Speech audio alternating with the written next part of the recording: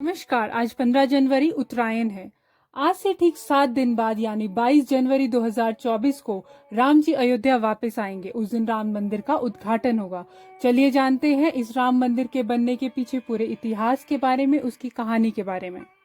इतिहासकारों के अनुसार बात शुरू होती है 1528 में, जब मुगल बादशाह बाबर के सिपा सालार मीर बाकी ने विवादित जगह पर बाबरी मस्जिद का निर्माण कराया। इस स्थान को लेकर हिंदू समुदाय के लोगों द्वारा विरोध किया गया और यहाँ भगवान राम की जन्मभूमि होने का दावा किया गया और यह भी दावा किया गया कि इस स्थान पर एक प्राचीन मंदिर था। हिंदू पक्ष के लोगों ने मस्जिद में बने 3 गुंबदों में से एक गुंबद के नीचे भगवान राम का जन्म स्थान बताया। फिर इसके बाद श्री राम जन्मभूमि पर जहाँ मस्जिद का निर्माण किया गया, वहाँ के आसपास कई स्थानों पर पहली बार 1853 में दंगे हुए। इसके बाद 1859 में अंग्रेजी प्रशासन ने विवादित स्थान पर बाड़ लगा दी और मुसलमानों को ढांचे के अंदर, वहीं हिंदुओं को बाहर चबूतरे के पास पूजा करने की इजाजत दे दी।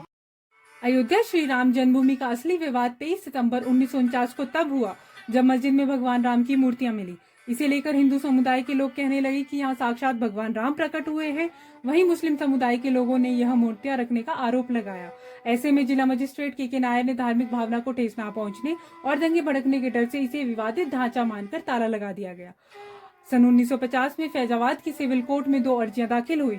इसमें से एक विवादित भूमि पर रामलला की पूजा की इजाजत और दूसरी मूर्ति रखने की इजाजत पर थी। 1961 में यूपी सुन्नी वक्फ बोर्ड ने एक अर्जी दाखिल की और विवादित भूमि पर पोजेशन और मूर्तियों को हटाने की मांग की। 1 फरवरी 1986 में यूसी पांडे की याचिका पर फैजाबाद के जिला जज KM पांडे ने हिंदुओं को पूजा करने की इजाजत दे दी और ढांचे पर लगे ताले को हटाने के आदेश दिया।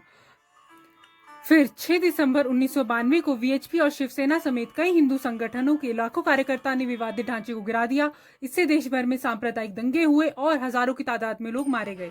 सन 2010 में इलाहाबाद हाईकोर्ट ने फैसले पर विवादित भूमि को सुन्नी वक्फ बोर्ड, रामलला विराजमान और निर्मोही अखाड़े के बीच 3 बराबर हिस्सों में बांटने का आदेश दिया। अयोध्या विवाद पर इलाहाबाद हाईकोर्ट के फैसले पर सुप्रीम कोर्ट ने 2011 में रोक लगा दी। 2017 में सुप्रीम कोर्ट ने आउट ऑफ कोर्ट सेटलमेंट का आह्वान किया। 8 मार्च 2019 को सुप्रीम कोर्ट ने मामले की मध्यस्थता के लिए भेजा और 8 सप्ताह के भीतर कार्यवाही को खत्म करने के आदेश दिए।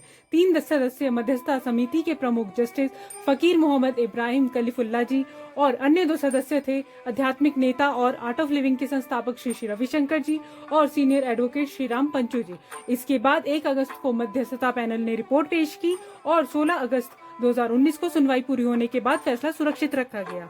9 नवंबर 2019 को सुप्रीम कोर्ट के 5 जजों के बेंच ने श्री राम जन्मभूमि के पक्ष में फैसला सुनाया।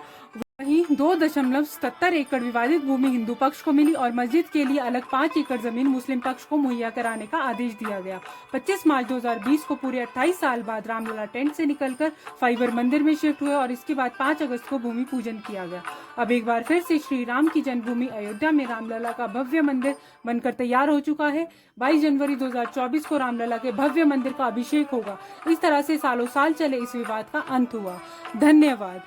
राम मंदिर की इस सीरीज को फॉलो करने के लिए लगातार हमारे साथ बने रहे। Public news times channel, Shimla.